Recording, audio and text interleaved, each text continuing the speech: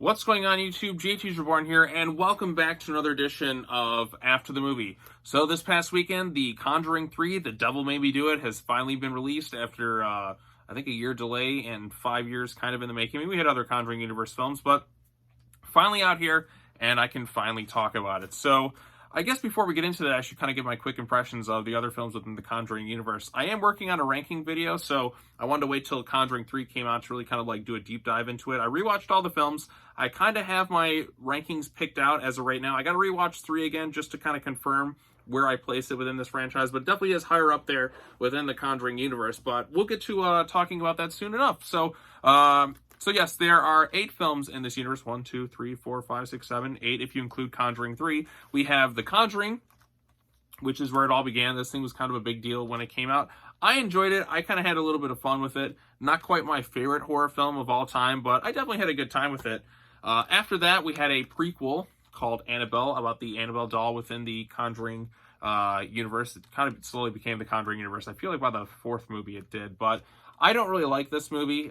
There's only kind of one moment that really stands out to me a bit, but I don't think this is very good. Not very good, memorable characters, just really nothing all that great by the time it's done. It's kind of like the weakest entry in the universe. Conjuring 2, on the other hand, I absolutely love. This is my favorite within the universe. I guess spoilers for that video.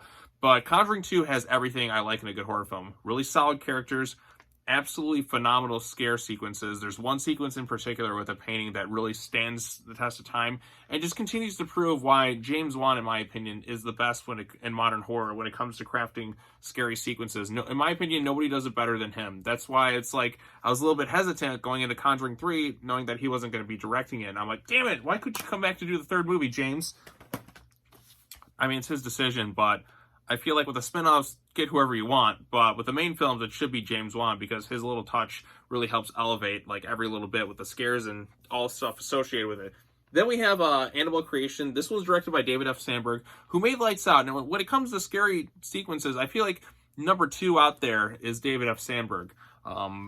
He's the closest when it comes to like actually like kind of scaring me when it comes to like his sequences.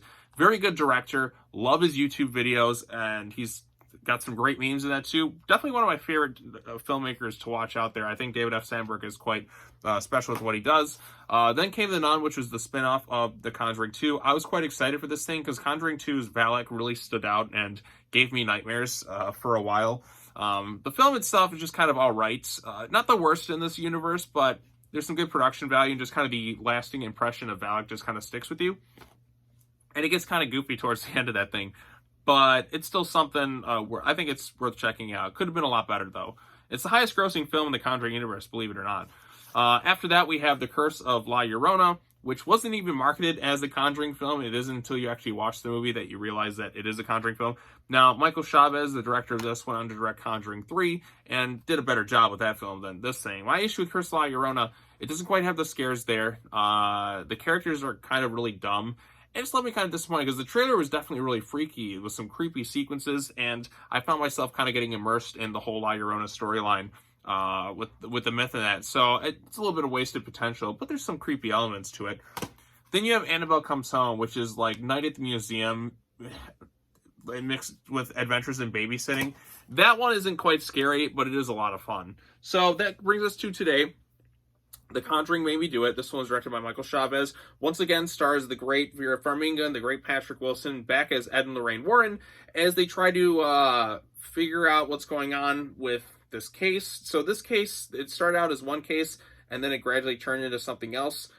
Basically, this time around, it's based around a case in the 1980s of somebody trying to claim innocence by demonic possession because they killed somebody, and they say it was under the influence of demonic possession because they were doing some investigating beforehand, tried to stop an exorcism, then the demon kind of passed from like this child to somebody else, and it just goes into a whole crazy situation. I like the courtroom element to it. I wish they would have kind of tapped into that a little bit more in this film, but I think other movies like, was it Exorcism of Emily Rose, kind of does that too.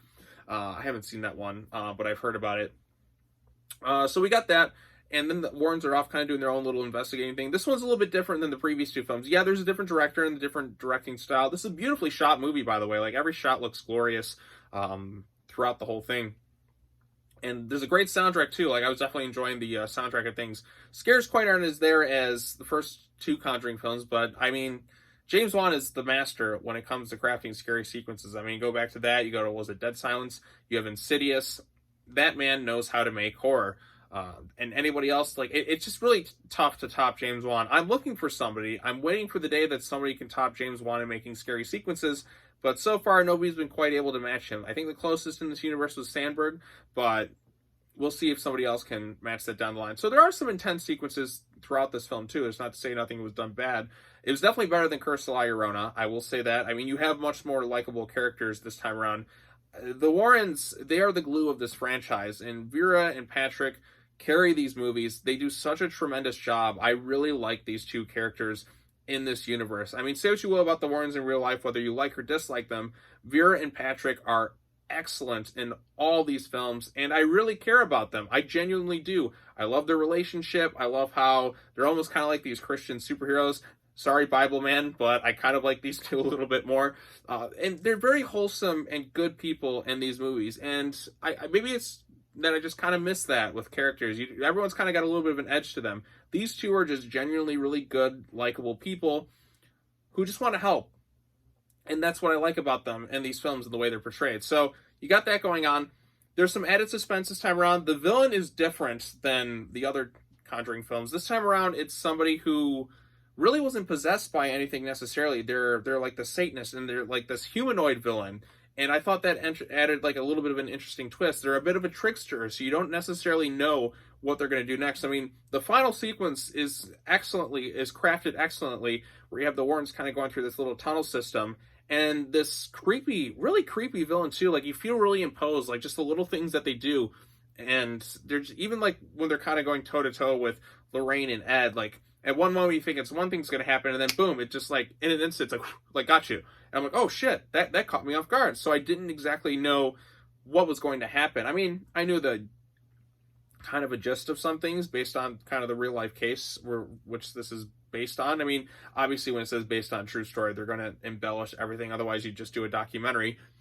But and in this case, I don't really care. I just want like a good movie overall, because a lot of things in the Conjuring universe are just kind of made up stuff with a lot of the films and that. But you know, they try and take real life elements and then just kind of craft like a fantastical like story around it and such. And I'd rather just have a good movie first and foremost. Some people may find this one a little bit maybe kind of dull in some places, but with Vera and Patrick, I'm so immersed in those two characters that it didn't feel that way to me. In fact, I was more intrigued about what was going to happen, because this time around, it's not just taking place in a haunted house. We have a bit of a detective story with the Warrens. They're out kind of investigating things, going out into the field, trying to prove somebody's innocence because of their whole demonic possession thing, and trying to figure out this whole Disciples of the Ram cult thing, which was tying back to the first Annabelle, was that cult there.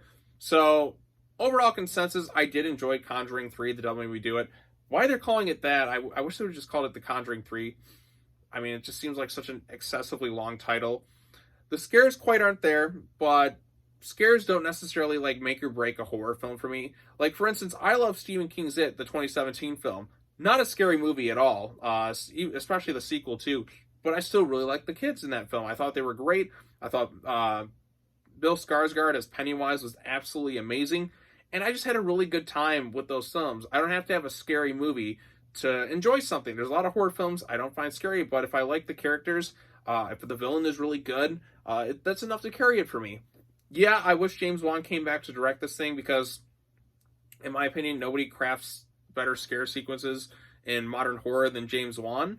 But I thought there's some intense sequences in this thing, especially given the fact that early on in the film, Ed has a heart attack. So that's just a kind of a ticking clock element kind of throughout. So you don't know what it's going to do during the sequences. So it's like an added layer of suspense, like, okay, there's more risk involved in what he's doing. And that's just kind of always a factor in every little sequence. Just a simple thing like walking through a room or just trying to run, like, you don't know what's going to happen next. And I think that's what kept me more intrigued with this one than, say, the first Conjuring film. I still think Conjuring 2 is the best, and the scares in Conjuring 1 are stronger than in this thing, but I was more intrigued by this story than I was the first Conjuring film. If you want better scares, I'd say go to that, but this one kept me more immersed. I thought the villain was better, and there's just a lot of good in this movie for me. Sure, maybe it drags a little bit here and there, but like I said, I found myself immersed the whole way through. I really like these two characters. I'm invested in their story.